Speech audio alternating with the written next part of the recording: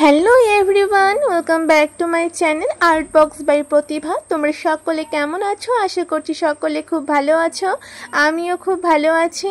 দিনটা ছিল 15 জুন 2025, রবিবারের একটা সুন্দর দিন এবং একটা স্মরণীয় দিন। স্মরণীয় কেন বললাম তা তোমরা ভিডিওটা লাস্ট পর্যন্ত দেখলেই বুঝতে পারবে। দিনটা শুরু হয় ভোর 5টা থেকে। ভোর বললেও কিছুটা ভুল হবে, কারণ সেসব দিনগুলোতে ছিল প্রচন্ড গরম। মনে হচ্ছিল যেন ভোর 5টা না, বাজে হচ্ছে 7টা থেকে 8টা। 6ই জুন, 7ই জুন এবং 8ই জুনের যে আমি ভিডিও পোস্ট করেছিলাম আমার আর্ট মিটআপের, তো সেই সব দিনগুলোর তুলনায় 15 জুন একটু গরমটা কম ছিল, কারণ সেদিন ছিল মেঘলা আকাশ। প্রথমেই ঘুম থেকে উঠে আমি ফ্রেশ হয়ে সাইকেল নিয়ে চলে এসেছি মাঠে। এখানে আমরা রান করি। এই মাঠটার দূরত্ব আমাদের বাড়ি থেকে প্রায় 4 কিলোমিটার। এই যে স্কুলটা আছে আমি সেখানেই পড়াশোনা করতাম 9 to 12 পর্যন্ত। এই স্কুলটার নাম জানলে তোমরা অবশ্যই কমেন্টে বলো। সেদিন মর্নিং ওয়ার্কের জন্য এনসিসি স্টুডেন্টদের বাইরে নিয়ে যাওয়ায় মাঠ বন্ধ ছিল, সেই কারণে মাঠ প্রায় ফাঁকাই ছিল।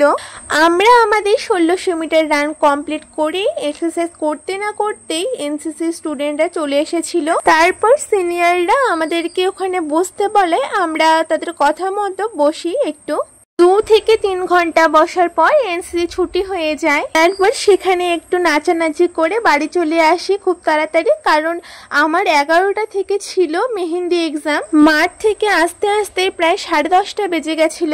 15 দিনের প্রচন্ড গরম এবং সেদিনের মেঘলা আকাশ দেখে আমি ভেবেছিলাম যে সেদিন হয়তো বৃষ্টি হবে, কিন্তু সেদিন আর বৃষ্টির দেখা পাওয়া যায়নি। কিন্তু গরমটা সেসব দিনের তুলনায় একটু হলেও কম ছিল।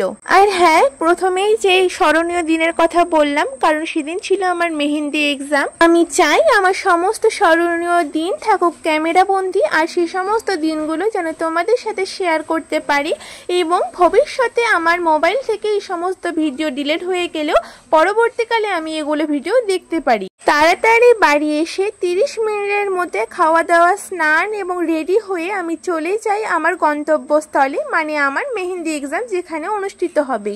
মেহেন্দি নিয়ে যদি তোমাদের কোনো প্রশ্ন থাকে তাহলে তোমরা অবশ্যই কমেন্ট বক্সে কমেন্ট করতে পারো। আমি তোমাদের কমেন্টে রিপ্লাই করার চেষ্টা করব, না হয় অন্য ভিডিও নিয়ে আসবো। মেহেন্দি এক্সামের আগের দিনগুলোতে ছিল প্রচন্ড টেনশন, কিন্তু মেহেন্দি এক্সাম দিতে আসার সময় কোনো টেনশনই ছিল না। আমরা সবাই সময় মতো চলে আসি ম্যাডামের বাড়িতে, তারপর সেখান থেকে চলে আসি স্টুডিওতে। আসার কিছুক্ষণ পরেই আমাদের শুরু হয়ে যায় মেহেন্দি এক্সাম, কারণ মেহেন্দি এক্সামে প্রধানত ব্রাইডাল মেহেন্দি পরানো হয়। আর তোমরা তো প্রায় লোকই জানো এক একটা হাতে ব্রাইডাল মেহেন্দি পরাতে কতটা সময় লাগে।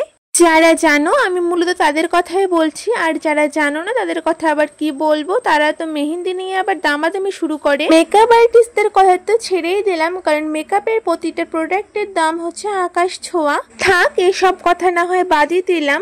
আমাদের সেদিনের মেহেন্দি এক্সামে ছিল 9 থেকে 10 জন স্টুডেন্ট। তোমরা হয়তো বলতে পারো যে 9-10 জন স্টুডেন্টের মধ্যে কম্পিটিশন কি করে হয়। তোমরা জানলে হয়তো অবাক হবে, সেই সমস্ত স্টুডেন্টের মাঝে অনেকেই ছিল পোর্ট্রেট আর্টিস্ট, এছাড়াও কেক মেকিং করে এরকম স্টুডেন্ট। তাদের এক একজনের হাতের কাজ দেখলে তোমরা সকলে অবাক হয়ে যাবে।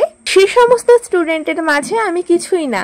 আর অন্যান্য দিনগুলোর তুলনায় এক্সামের দিন সকলের আর্টই খুব সুন্দর হয়েছিল, আমার আর্টও সুন্দর হয়েছিল। মেহেন্দি পরানোর কিছুক্ষণ পরে আমাদের এখান থেকে টিফিন দেওয়া হয়। আমাদের টিফিন করার পরে এখানে শুরু হয়ে যায় ফটোশুট। এর পাশাপাশি শুরু হয় আমাদের ফার্স্ট, সেকেন্ড, থার্ড কে হলো সেই গণনা। তো আমি সেখানে ফার্স্ট হয়েছিলাম। প্রথমেই তো অবাক হয়ে গিয়েছিলাম, কিন্তু পরবর্তীতে আমার এই মেহেন্দির প্রতি ভালোবাসা এবং আমার অক্লান্ত পরিশ্রম কোনো না কোনো কারণে সার্থক হয়েছিল, সেটা মনে হয়। আমাদের সেখান থেকে সকলকে সার্টিফিকেট এবং ফার্স্ট, সেকেন্ড, থার্ডকে ট্রফি এবং অন্যান্য স্টুডেন্টদের মেডেলের পাশাপাশি একটা করে মুলতানি মিট্টির প্যাকেট এছাড়াও দেওয়া হয়েছিল একটা আই কার্ড। এর পাশাপাশি আমরা সেখান থেকে পাই ম্যাডামের স্নেহ, মায়া, মমতা, এর পাশাপাশি শিক্ষা। ফটোশুট, সার্টিফিকেট দেওয়া এবং ট্রফি দেওয়ার পরে আমাদের এখানে হয় কেক কাটিং। আমি আমার মেহেন্দি এক্সামের মিনি ভ্লগ ইনস্টাগ্রাম ফেসবুকের পাশাপাশি আমার আরেকটি ইউটিউব চ্যানেল প্র্যাকটিস উইথ প্রতিভাতে অলরেডি পোস্ট করে দিয়েছি, তোমরা চাইলে সেখানে দেখতে পারো। সমস্ত কিছু হয়ে যাওয়ার পর আমরা সকলের বাড়িতে চলে যাই। আর একটা কথা তোমরা শুনলে হয়তো হাসবে, আমি ফার্স্ট হয়ে এতটাই আনন্দিত হই যে আমি আমার সার্টিফিকেটটা নিতেই ভুলে যাই। পরবর্তীতে কিছুদিন পর আবার আমি নিয়েও আসি। আজ তবে এখানেই থাক, খুব তাড়াতাড়ি দেখা হচ্ছে নতুন একটা ভিডিওর সাথে।